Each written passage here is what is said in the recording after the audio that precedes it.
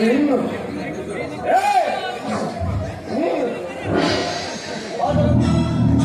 ಇವನು ಉಳಿದಿರುವ ಸೃಷ್ಟಿಕರ್ತ ಬ್ರಹ್ಮ ನಾಲ್ಕು ತಲೆಯವನಿಗೆ ನೀನು ನಿನ್ನ ನಾಲ್ಕು ತಲೆಗಳನ್ನು ದೊಡ್ಡ ದೊಡ್ಡ ದೊಡ್ಡಾಗಿ ಕರ್ತವ್ಯವಾಗಿ ಸಿದ್ಧವಾಗು.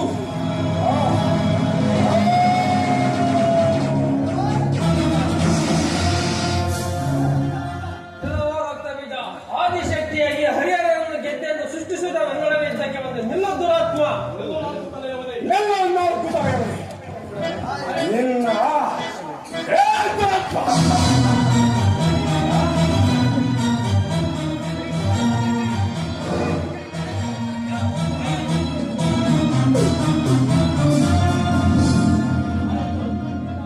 ಹರಿಹರವನ್ನು ಜಯಿಸಿದ್ದಾಯಿತು. ತ್ರಿಮೂರ್ತಿಯನ್ನು ಜಯಿಸಿ ಭ್ರಷ್ಟರಾದ ಭದ್ರಕಾಳಿಯನ್ನು ಮೂರ್ಛೆಗೊಳಿಸಿದ್ದಾಯಿತು. ನನ್ನ ದಾನವ ಕುಲವನ್ನು ಬಳಿ ತೆಗೆದುಕೊಂಡ ಈ ನಾಯಿಯನ್ನು ತುಂಡು ತುಂಡು ತುಂಡಾಗಿ ಕತ್ತರಿಸಿದ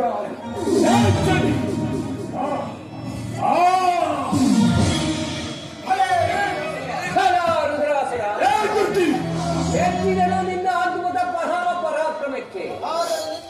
ಆದರೆ ನಿನ್ನನ್ನು ಈ ರೂಪಿನಿಂದ ಗೆಲ್ಲಲು ಸಾಧ್ಯವಿಲ್ಲ. ಇದೋ ನೋಡು, ಮಹಾಕಾಳಿಯ ರೂಪವನ್ನು ಧರಿಸಿದ್ದೇನೆ. ಯುದ್ಧ ಮಾಡುವ ಕಸ ಬರ ಎಂಬ ಅಂಬಿಗೆ ನಿನ್ನ ಪೌರುಷಕ್ಕೆ ನಾನು ಮೆಚ್ಚುವೆ. ಲೋಕದಲ್ಲಿ ನಿನ್ನಂತಹ ಗಂಡುಗಲಿಗಳು ಯಾರು ಇಲ್ಲ. ನೋಡಿದರೆ ನೀನೇನು ಹೆಂಗಸೆ ಅಲ್ಲ. ಮುಖದ ಮೇಲೆ ಮೀಸೆಯನ್ನು ಒತ್ತಿರುವ ತ್ರಿಮೂರ್ತಿಗಳೇ ಹೆಂಗಸರು. ಈ ಮೂರು ಲೋಕಗಳಲ್ಲಿ ನನ್ನನ್ನು ಎದುರಿಸಿದ ಬೀರಲಿಲ್ಲ. ಸಿದ್ಧರಾಗು. ಈ ನನ್ನ ಅಗಂಡ ಶಕ್ತಿಯಿಂದ ನಿನ್ನನ್ನು ಕರೆಯಲು ಬಿಡಬಾರದು.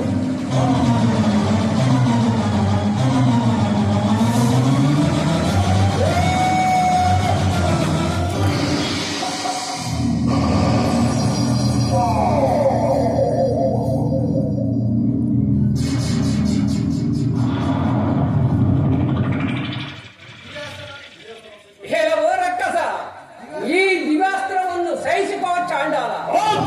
ಯುದ್ಧ ಮಾಡು ರಕ್ಕಸ. ನೋಡು ಶಾಂಭವಿ, ನೋಡು ನಿನ್ನ ಬಾಣಗಳ ಅಸ್ತ್ರಗಳ ಹೊಡೆತಕ್ಕೆ ಸಹಸ್ರಾರು ಸಂಖ್ಯೆಯಲ್ಲಿ ರಕ್ತ ಬೀಜ ಉದ್ಭವಿಸಿದೆ.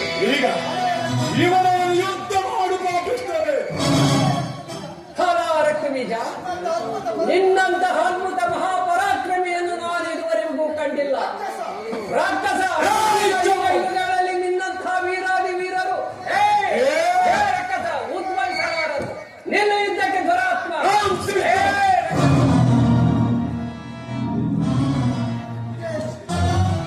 ಇದೇನು ಆಶ್ಚರ್ಯ! ಈ ಸ್ತ್ರೀಯರ ಮಹಿಮೆಗೆ ಹರಿಹರ ಬ್ರಹ್ಮನನ್ನು ಮೀರಿಸಿಬಿಟ್ಟರು. ಇಂಥ ಮಹಾಪ್ರತಾಪಿಯೊಡನೆ ಗೆಲ್ಲಲಿ ಸಾಯ ನಾನೇ ಭಾಗ್ಯಶಾಲಿ. ಇದೇ ಆಶ್ಚರ್ಯ! ಸುರದಿಕ್ಪಾಲಕರು ಪ್ರಮಥರು ಹರಿಹರನು ಇವಳ ಹೃದಯದಲ್ಲಿ ವಾಸವಾಗಿರುವನು. ಇಂಥ ಶಕ್ತಿಯನ್ನು ನಾನು ಎಲ್ಲಿಯೂ ಕಾಣೆ. ಇಂಥ ಪರಾಶಕ್ತಿಯೊಡನೆ ಯುದ್ಧ ಮಾಡಿ ಜಯಿಸಿದರೆ ನಾನೇ ಭಾಗ್ಯಶಾಲಿ.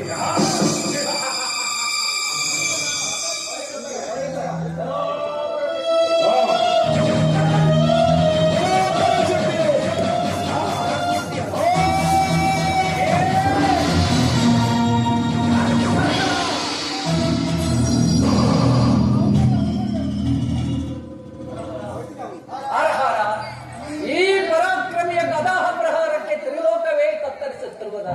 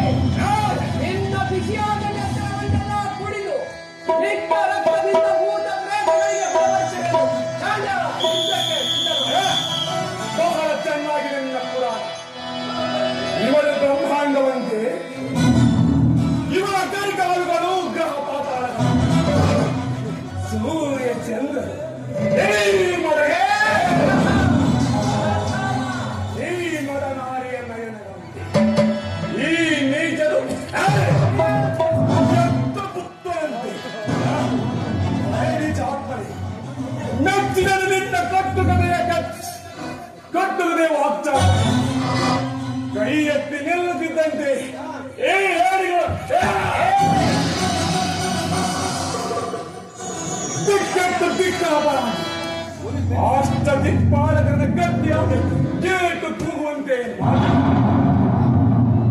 ಮಾಡಿ ದಳನೆ ಒಳೆಯುವ ತಾರೆಗಳನ್ನು ತರಿಸಿ ಬಿರ ಬಿರಲು ಮಾಡುವ ನವಗ್ರಹಗಳನ್ನು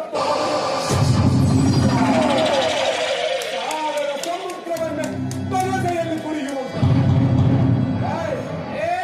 ಈ ಧೀಮಂತ ಶೂರನ ಎದುರು